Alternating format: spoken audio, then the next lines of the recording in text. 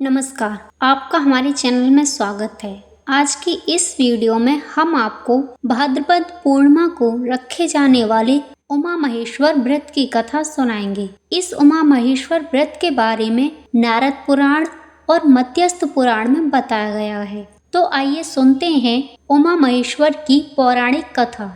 एक बार की बात है, ऋषि दुर्वासा जी भगवान शिव के दर्शन करने के लिए कैलाश पर्वत पर जाते हैं, जहां उन्होंने भगवान शिव के साथ माता पार्वती के भी दर्शन किए। भगवान शिव ने ऋषि दुर्वासा जी को एक बिल्व पत्र की माला भेंट में दी, जिसे ऋषि दुर्वासा जी ने बड़े ही प्रेम के साथ स्वीकार किया।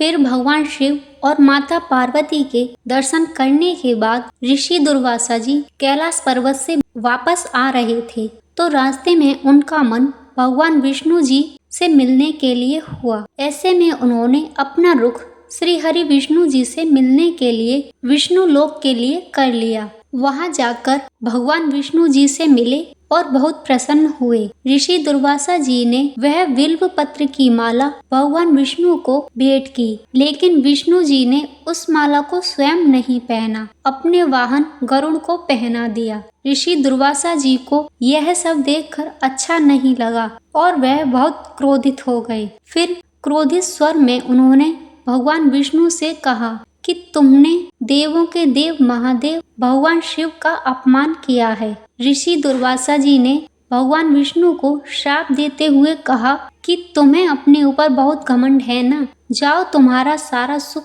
खत्म हो जाएगा। तुम्हारी पत्नी लक्ष्मी जी तुमसे अलग हो जाएंगी, तुम विष्णु लोक के अधिकारी नहीं रहोगे, क्षीर सागर भी तुमसे छिन जाएगा, ऐसे में शेषनाग भी तुम्हारी कोई मदद नहीं कर पाएगा। यह सुनकर भगवान विष्णु को अपनी गलती का एहसास हुआ और उन्होंने माफी मांगते हुए ऋषि दुर्वासा जी से इस श्राप से मुक्त होने का उपाय पूछा। भगवान विष्णु की विनय सुनकर ऋषि दुर्वासा जी शांत हुए और क्रोध शांत होने पर उन्होंने भगवान विष्णु को बताया कि वह उमा महेश्वर का व्रत करें, जिससे उन्हें उनका खोया हुआ यश और सुख पुनः मिल जाएगा। उमा महेश्वर के व्रत के प्रभाव से लक्ष्मी जी समेत सभी वस्तुएं जो उनसे छिन गई हैं, सभी की प्राप्ति हो जाएगी। इस व्रत में भगवान शिव और माता पार्वती की पूजा होती है। ऋषि की ऐसी बात सुनकर भगवान विष्णु ने उस व्रत को किया,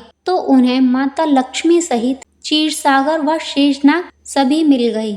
इस दिन स्नान दान के साथ माँ लक्ष्मी की पूजा की जाती है। मान्यता है कि इस दिन माता पार्वती और भगवान शिव के साथ भगवान विष्णु की पूजा करने व चंद्रोदय के समय चंद्रमा को अर्घ्य देने से व्यक्ति को हर एक दुख से निजात मिल जाती है और सुख समृद्धि की प्राप्ति होती है। माना जाता है कि इस दिन जो व्यक्ति इस व्रत को रखता है, उसे पूर्व जन्म के पाप, दोष और श्राप से मुक्ति मिलने के साथ उसकी खोई हुई समस्त वस्तुएं वापस मिल जाती हैं। इस दिन विधिवत पूजा करने के बाद इस व्रत कथा का पाठ अवश्य करना चाहिए। इससे शुभ फल की प्राप्ति होती है। ओम नमः शिवाय।